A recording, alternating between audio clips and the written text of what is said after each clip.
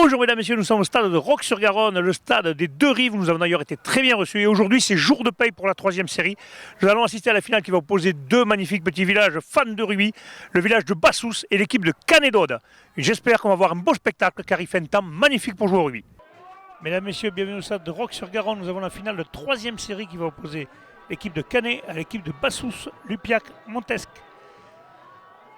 Allez, on commence tout de suite par un carton jaune à la deuxième minute pour le capitaine Sestac de Bassous. Pour un geste d'énervement, rien de bien méchant, mais l'arbitre a préféré d'entrer calmer le jeu. On le voit bien sur le ralenti. Bon, un petit geste, allez. Pénalité pour l'équipe de Canet à la cinquième minute, ratée par Treg. Premier échec pour l'arrière et buteur de l'équipe du Canet. On rappelle que Canet joue contre le vent et Bassous, bien sûr, avec le vent. On continue, on envoie les gros à la charge. On a la 8e minute. Plusieurs points de fixation, Fabien Crooks. La balle va sortir rapidement, Castani qui envoie jusqu'à son centre et c'est Vundrak qui va marquer. On est à la 9e minute du jeu et c'est pour l'équipe de Canet qui mène à ce moment du match sur le score de 5-0. Treg va tenter la transformation mais malheureusement va la louper. On attaque de suite avec les joueurs de Bassous qui sont revenus dans le camp de Canet, on est sur les 22 mètres. Le capitaine va partir petit côté, malheureusement il va être plaqué un peu, donc du coup pénalité pour l'équipe de Bassous. Ils ne vont pas la jouer vite malgré qu'ils ont fait croire et c'est le demi d'ouverture Labourdère qui a fait un très gros match, ce jeune 22 ans qui met les premiers points pour Bassous, 5-3. Et sur l'action qui suit à la 20e minute, on va avoir un plaquage qui est de Fabien Crooks qui va hériter d'un carton jaune. L'arbitre décide qu'il trouve qu'il a plaqué bas mais qu'après il est remonté, c'est pour ça d'ailleurs qu'il ne prend pas un carton rouge. Et du coup, l'équipe de Bassous va pousser. On est à 6-5 pour l'équipe de Bassous. Essai du numéro 10, Labourdère. Magnifique essai qui va transformer lui-même. Il s'est fait justice par lui-même. Très très bon joueur, ce jeune demi d'ouverture de Bassous. Allez, 13-5 pour l'équipe de Bassous. Et le buteur de l'équipe de Canet va lui répondre. On est à 13-8. C'est un duel de buteurs en cette première mi-temps. Malheureusement, Labourdère va avoir un échec. Et là, à la 39e minute, va réussir une pénalité de justesse, mais elle passe. 39e minute, pénalité pour Labourdère. Nous sommes à 16-8. Il reste peu de temps avant la mi-temps. Et là, les joueurs de Canet font le forcing. Et c'est Roda qui vient en force lancer, marquer cet essai magnifique. On est à la 40e minute de jeu. Et ils reviennent à 16-15. C'est l'heure des citrons. On vous rappelle qu'à la 20e minute, ils avaient fait une pause fraîcheur. On attaque la seconde mi-temps. Les avants de Canet reprennent le ballon avec Iché. Maintenant, c'est le capitaine de Canet qui prend le ballon, qui sonne à la charge. On voit que les avants de Canet ont envie de suite de marquer le clou. D'enfoncer le clou, pardon. Marquer, c'est Ferrer, le troisième ligne, qui va marquer un essai tout seul. Il va inscrire aujourd'hui un doublé sur troisième ligne. Ferrer, avec un gros travail du 5 de devant.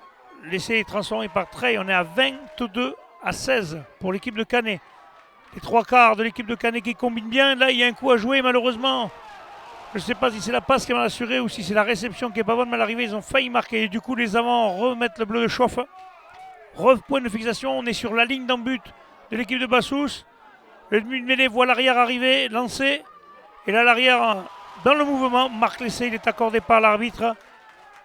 Canet creuse l'écart. On est à 27-16 avant la transformation. Elle est ratée par Trey. Le demi-mêlée, pareil, qui renvoie Adel Felouche qui fait... Et malheureusement, il tombe le ballon. Il aurait pu aller beaucoup plus loin s'il n'avait pas échappé le ballon. Les joueurs de Canet qui s'emploient en défense car les joueurs de Bassous n'ont rien lâché tout au long de ce match. Et la magnifique interception du numéro 6, Ferrer, qui va marquer entre les poteaux. On est à la 55e minute de jeu. Ferrer, magnifique interception. Il a senti le coup.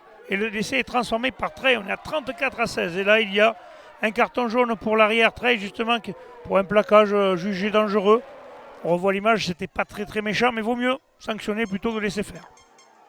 L'équipe de Bassous, qui ne va rien lâcher, bien au contraire, et qui va inquiéter, même plus qu'inquiéter l'équipe de Canet, parce qu'ils vont revenir dans le match, avec leur arrière Villa, magnifiquement servi, vous allez voir, par son ailier. Il va marquer, il va essayer de se rapprocher pour que Labourdère puisse transformer cet essai. Et on revient à 34-21. Labourdère qui transforme, 23 à 34. Et l'équipe de Bassous qui continue à pousser avec ses trois quarts. On sent que les deux équipes sont dans le dur parce qu'il a fait vraiment très très chaud ce dimanche à Roques-sur-Garonne. Et la Villa va faire un petit exploit personnel et va aller marquer le dernier essai de son équipe. 34-28, il reste quelques temps à jouer, mais cette équipe de Bassous n'a rien lâché, bien au contraire. Et Canet s'est fait peur sur les 10 dernières minutes de ce match. Ils auraient pu être surpris, on le voit, les joueurs sont fatigués, ils ont des crampes, ils ont tout donné. Il y a eu 2 arrêts à chaque mi-temps à la 20e pour des pauses de boissons parce qu'il faisait trop chaud, les pauses fraîcheur. Là on le voit, ça y est, l'arbitre a signalé au demi-mêlée que c'était la fin du match. Le demi-mêlée de Canet qui tape le ballon en touche. Victoire de Canet. Canet est champion d'Occitanie de 3e série.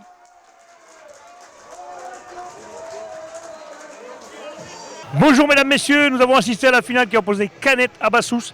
Victoire de Canet, donc champion d'Occitanie sur le score de 34-28 avec moi, les 2 entraîneurs, le président et Arnaud, le capitaine. On va commencer par Arnaud. Arnaud, elle fait plaisir cette victoire toute la saison, vous êtes allé vous la chercher. Elle fait plaisir parce qu'on s'était promis de ramener un truc. Il y a toute la bande qui est juste derrière, on s'est retrouvés à une dizaine, on voulait finir ensemble. On n'a pas pu faire le terroir parce que... On n'a pas pu faire le terroir parce que personne n'a voulu le jouer et on s'était promis d'aller chercher celui-là. Et maintenant, comme on dit, il reste 5 matchs, on va essayer le plus loin possible. Et si on peut ramener le gros, tant mieux, ça on fera la fête et on finira dessus pour les vieux. Ça a été dur un peu à la fin, les capots ouverts, un peu les anciennes, non? C'était dur, capot ouvert, il faisait chaud.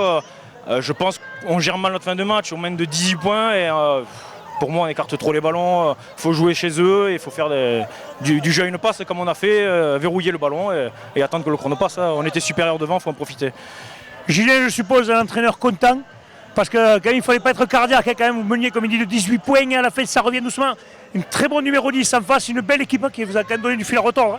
Ouais, bien sûr. Bon, le numéro 10, on le savait, on a été prévenus. Le numéro 10, ça jouait au pied, c'était propre en face.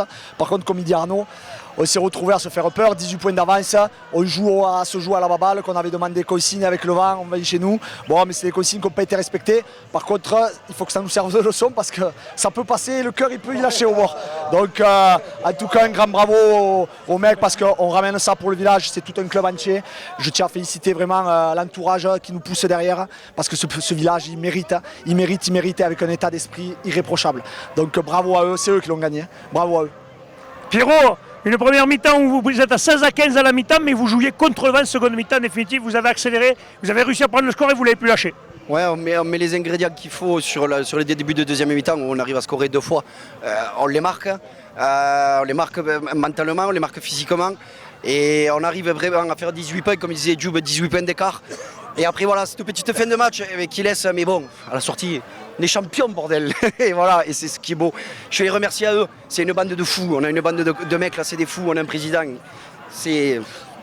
On va me parler du président Olivier, approche-toi, va. Parce que je sais que ça a été compliqué quand même.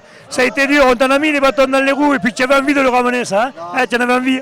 Non, très sincèrement, si on m'avait dit ça il y a 3 ans, qu'on ramènerait un bouclier d'Occitanie, j'aurais signé de suite. Ça a été dur. Le chemin il a été compliqué, mais franchement je suis tellement bien entouré, que ce soit au niveau des joueurs, au niveau du staff, au niveau des dirigeants, tout le village est derrière, il suffit de regarder, tout autour, tout le monde est... Les femmes de tout le monde aussi, parce qu'il faut vous supporter, non? Eh oui, non mais c'est clair, et les femmes, justement, la mienne que j'ai mis à l'honneur récemment, donc voilà, moi je suis vraiment fier de ce qu'on a accompli, et voilà, je ne peux que remercier mon capitaine, mon manager, mes entraîneurs, c'est le top, voilà.